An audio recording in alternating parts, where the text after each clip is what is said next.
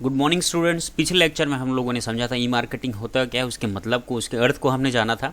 आज के वीडियो में हम लोग समझने वाले हैं ई मार्केटिंग का स्कोप, अर्थात ई मार्केटिंग का दायरा। मतलब ई मार्केटिंग की वजह से वो कौन कौन से बिजनेस ऑपरेशंस हैं या वो कौन कौन से बिजनेस के भाग हैं जो प्रभावित होते हैं, जहाँ पर ये ई मार्केटिंग प्रभाव में देखने को मिलता है, हम वो देखने वाले हैं। तो ई मार्केटिंग के जो स्कोप हैं वो निम्न है। Marketing, sales and sales promotions. तो यहाँ पर ई मार्केटिंग आपको देखने को मिलता है सेल्स और sale promotions.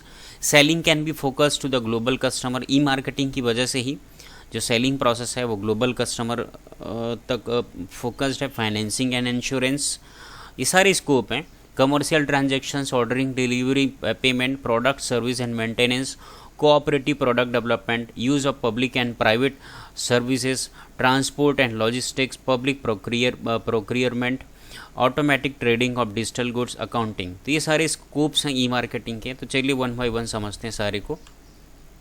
Marketing, sales and sales promotions. As we know, today internet is reached in everyone's pocket, and using many social media platforms, sell and promotion of any goods or service can be easily done.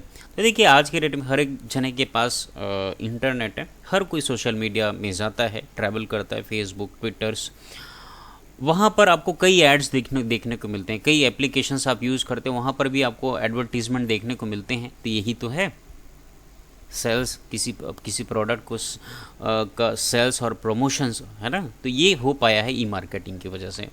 Selling can be focus to the global customer. देखिए आज हर कोई internet use करता है और हम घर बैठे हम ग्लोबल लेवल में कहीं तक भी हम अपनी बात रख सकते हैं, पहुंचा सकते हैं, बात कर सकते हैं।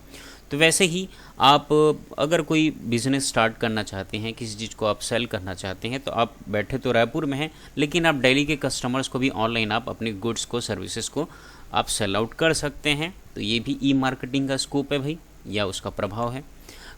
Commercial transactions, ordering, delivering, payment. जैसे कि हम लोग अमेज़ॉन से खरीदी करते हैं, तो हम सबसे पहले तो भाई किसी प्रोडक्ट को हम चूज़ करते हैं, हम उसे पसंद करते हैं, उसके बाद उसकी ऑर्डरिंग करते हैं, फिर उसकी हम पेमेंट करते हैं, फिर वो डिलीवरी देते हैं, या तो डिलीवरी करते हैं उसके बाद हम पेमेंट देते हैं। तो पूरा का पूरा जो है इस ई कॉमर्स या ई मार्केटिंग की वजह से ही हो पाता है। तो ये भी एक अन्य प्रभाव है, स्कोप है ई मार्केटिंग का। Product, service and maintenance. Suppose आप कहीं से लैपटॉप परचेस करते हैं, ओके, और आपके उस लैपटॉप में कुछ दिनों बाद प्रॉब्लम आ जाती है। तो भाई होता क्या है, वो कंपनी वाले को आप कंप्लेन लॉग करते हो या कंप्लेन रजिस्टर करते हो, तो वो करते क्या हैं, वो मेंटेनेंस देने के लिए आप ऑनलाइन ही आप कंप्लेन रजिस्टर करते हैं। तो फिर वो अपने सपोर्ट स्टाफ टीम को आपके तक भेजते हैं, फिर वो आपके घर आकर के आपके सर्विस की आपके प्रोडक्ट, लैपटॉप की रिपेयरिंग, सर्विसिंग कर देते हैं। यहाँ पर भी ई कॉमर्स या ई मार्केटिंग के कारण से ही आपको ये हो पा रहा है कि आप कई कंपनीज जो हैं अपने प्रोडक्ट, सर्विस और मेंटेनेंस को कर पाती है इसी ई कॉमर्स की वजह से। तो ये भी एक अन्य स्कोप है ई मार्केटिंग या ई कॉमर्स का। Finance and insurance. Many types of finance and insurance services have been sold using the e commerce process. आज देख लो, आपको कई एड्स देखने को मिलते हैं। क्या आप अपने बच्चे की भविष्य के लिए ये पॉलिसी खरीदना चाहेंगे? आज के रेट में 5 लाख रुपए जमा करेंगे। अगर यदि आप हर 3-3 महीने में 2-2 हज़ार रुपये आप जमा करते हैं, तो आपको 21 साल तक जमा करना है। तो इतने लाख आप जमा करोगे, मान लेते हैं 5 लाख, और वो 21 साल बाद आपको 21 लाख बन करके वो मिलेगा। तो ये क्या है भाई, इंश्योरेंस सर्विसेज।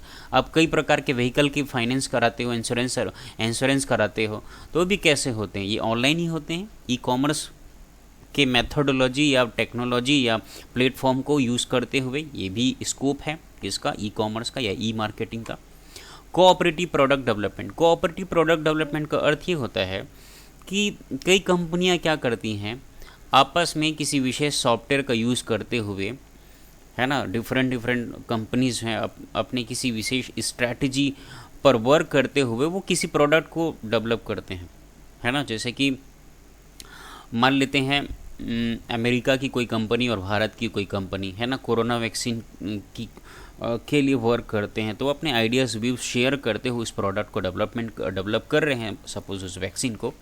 तो ये कहलाता है कोऑपरेटिव प्रोडक्ट डेवलपमेंट। मतलब डिफरेंट जो ऑर्गेनाइजेशंस हैं वो using the means of internet and e commerce technologies वो अपनी स्ट्रैटेजीज़ को शेयर करते हुए किसी एक विशेष स्पेशल प्रोडक्ट पे वर्क करते हैं और उसे वो डेवलप करते हैं।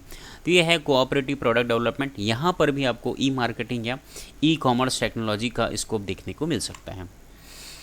Use of public and private services, जैसे कि भाई आप public services online ticket reservation करते हैं आप रेल का, तो यहाँ पर भी आप कर क्या रहे हैं भाई, आप किसी पब्लिक सेक्टर के या पब्लिक ऑर्गेनाइजेशन के सर्विस को आप बाई कर रहे हैं और गवर्नमेंट जो है आपको वो सर्विस को सेल कर रही है। तो ये भी ई कॉमर्स या ई मार्केटिंग की देन है, कह सकते हैं, उसी का दायरा है, उसी का प्रभाव है, उसी का स्कोप है। प्राइवेट सर्विसेज, जैसे कि हम लोग ऑनलाइन मूवी टिकट रिजर्व करते हैं, तो ये भी ई कॉमर्स के ज़रिए ही हो पाया है। ये भी स्कोप है या उसका प्रभाव है किसका, ई कॉमर्स का या ई मार्केटिंग का। ट्रांसपोर्ट एंड लॉजिस्टिक्स, मान लो आपकी कोई कंपनी है, आप कोई प्रोडक्ट मैन्युफैक्चर करते हो, तो उसको आप कोई गुड्स को या किसी लॉजिस्टिक को आप मैन्युफैक्चर करते हो और इसे ट्रांसपोर्ट करते हो। तो ट्रांसपोर्ट करने के लिए भी भाई पहले टेंडर्स भरते होंगे, है ना, कोई बड़ा सप्लायर, कोई आपकी कंपनी फैक्ट्री को टेंडर भरते होंगे, तब आप उसको ट्रांसपोर्ट पहुंचाते होंगे वहां तक। तो ये भी कैसे होते हैं, ये भी ई कॉमर्स के टेक्नोलॉजीज या प्लेटफॉर्म को यूज़ करते हुए ही हो पाता है। तो ये भी एक अहम स्कोप है ट्रांसपोर्ट और लॉजिस्टिक्स ई कॉमर्स या ई मार्केटिंग का। पब्लिक प्रोक्योरमेंट, तो इसमें क्या करती है गवर्नमेंट जो है ना, ये गवर्नमेंट ऑर्गेनाइजेशन जो होती हैं वो कुछ गुड्स और सर्विसेज को परचेज़ करती है। जैसे कि मान के चलिए यहाँ रायपुर से लेकर के धमतरी तक के रोड को उसे रिनोवेशन कराना है, तो उसके लिए वो डिफरेंट जो प्राइवेट जो कॉन्ट्रैक्टर्स होते हैं वो कॉन्ट्रैक्ट भरते हैं।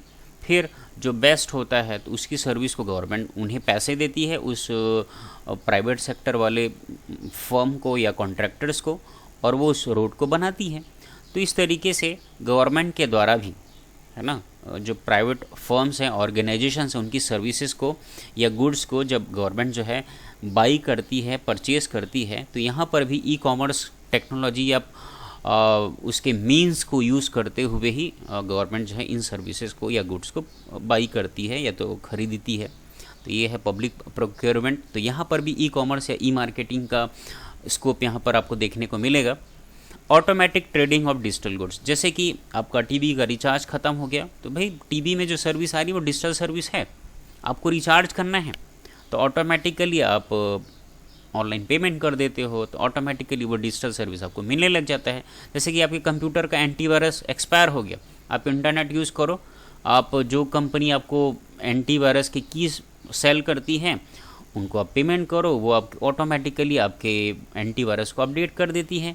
तो यहाँ पर भी ई कॉमर्स या ई मार्केटिंग का ही जो मीन्स है या जो माध्यम है या जो फिर तरीका है, मेथोडोलॉजी है, वो ही प्रयोग में आ रहा है। तो यहाँ पर भी आपको ई कॉमर्स का स्कोप देखने को मिलेगा। अकाउंटिंग, तो ऑनलाइन बैंकिंग जो हम कर पाते हैं, है ना, ये भी किसकी देन है, ई मार्केटिंग या ई कॉमर्स का ही स्कोप है। ऑनलाइन अकाउंटिंग और जो ऑडिटिंग करते हैं, तो ये सारा कुछ आपको यहाँ पर ई कॉमर्स का स्कोप या प्रभाव देखने को मिलेगा। ये तो था पूरा दायरा ई कॉमर्स या ई मार्केटिंग का। ये यूनिट 2 का आपका सेकंड टॉपिक है, सॉरी यूनिट थर्ड का सेकंड टॉपिक है। आप इसे अच्छे से पढ़िए, समझिए और बढ़िया से नोट्स बना करके गूगल क्लासरूम में सबमिट करिए। Thank you.